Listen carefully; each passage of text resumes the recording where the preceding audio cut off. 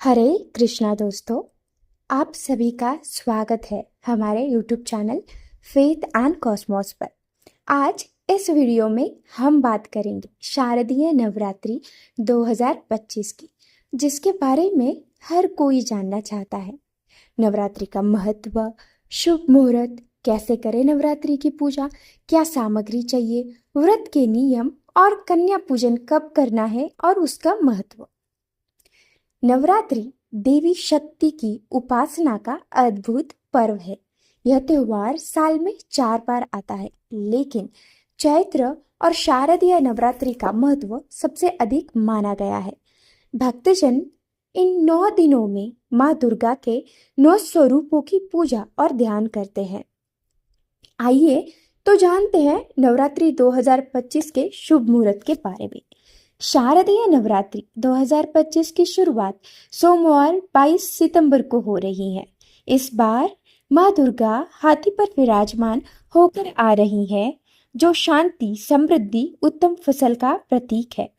विजयादशमी 2 अक्टूबर को है, जब माँ दुर्गा मनुष्यों के कंधे पर प्रस्थान करेगी, जो सुख, समृद्धि, व्यवसाय में वृद्धि और घर परिवार में सामंजस्य का प्रतीक माना जाता है।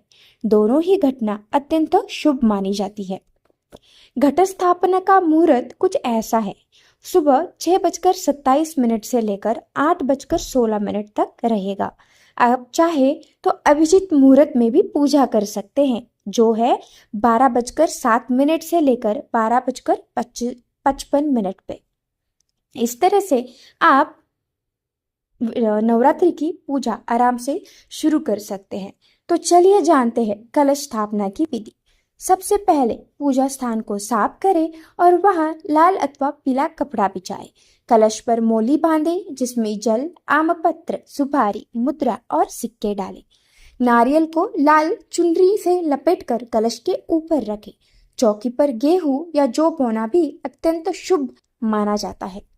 यदि आप यह पूछ रहे हैं कि नवरात्रि में पूजन में क्या क्या चाहिए, तो ध्यान रखें, हमें चाहिए कलश, नारियल, मौली, रोली, हल्दी, अक्षत, फूल, गंध, धूप, दीप, घी, चुनरी, चांदी के सिक्के, फल, पान, सुपारी, दुर्गा सप्तशती या देवी महात्म्य की पुस्तक।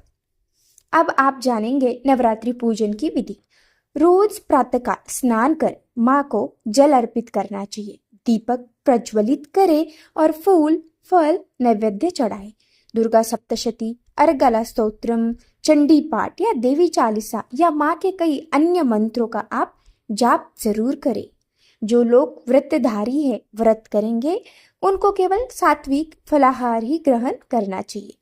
व्रत के कुछ नियम। नवरात्रि के व्रत में तामसिक आहार वर्जित होता है। लहसुन, प्याज नहीं खाना चाहिए। व्रत के दौरान सुबह और शाम आरती करना अति आवश्यक होता है। अब मैं आपको बताती हूँ अष्टमी और नवमी का महत्व। माँ के इतने 9 दिनों में नवरात्रि की अष्टमी और नवमी तिथि विशेष रूप से महत्वपूर्ण होती है। इस दिन कन्या पूजन किया जाता है। 9 कन्या, जो कि कुंवारी छोटी कन्या होती है, उनको भोजन, नया वस्त्र, दक्षिणा देकर माँ दुर्गा का आशीर्वाद प्राप्त किया जाता है। इस साल दुर्गा अष्टमी है 30 सितंबर मंगलवार को और नवमी होगी 1 अक्टूबर बुधवार को। तो आप चाहे तो 30 सितंबर मंगलवार या 1 अक्टूबर बुधवार को कन्या पूजन कर सकते हैं। अगर आप नवरात्रि का सही ढंग से पूजन करते हैं तो घर में सुख, समृद्धि, शांति और ऊर्जा आती है। जो भी व्यक्ति श्रद्धा भाव से माँ दुर्गा की उपासना करते हैं, उनकी सभी मनोकामनाएं पूरी होती हैं। तो आइए इस नवरात्रि माँ दुर्गा से हम अपने लिए, अपने घर परिवार के लिए, अपने दोस्तों के लिए, अपने देश के लिए, समस्त विश्व के लिए प्रार्थना करें कि हे माँ, समस्त विश्व में हम सब पर आपकी कृपा रहे एंड सबके मन में, घरों में शांति बनी रहे। जय माँ दुर्गा।